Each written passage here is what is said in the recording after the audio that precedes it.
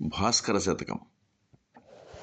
ఊరక వచ్చు పాటుపడకుండిననైన ఫలంబు అదృష్టమే పారగగల్గు వానికి ప్రయాసము నొందిన దేవదానవుల్ వారలటుండగా నడుమ వచ్చిన శౌరికి కలిగేగాది శృంగారపు ప్రోవు లక్ష్మియును కౌస్తుభరత్నము రెండు భాస్కరా.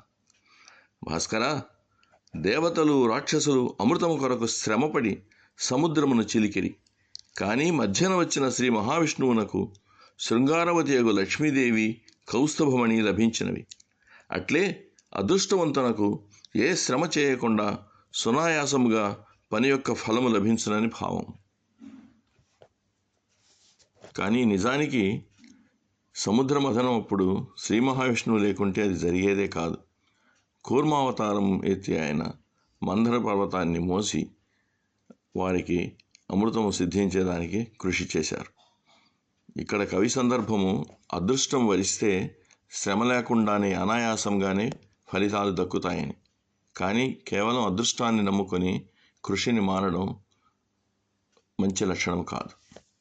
కృషితో నాస్తి దుర్భిక్షం అన్నారు. కృషియే మానవునకు సత్ఫలితాలనిస్తుంది. దైవబలం తోడైతే ఇక చెప్పేదేముంది.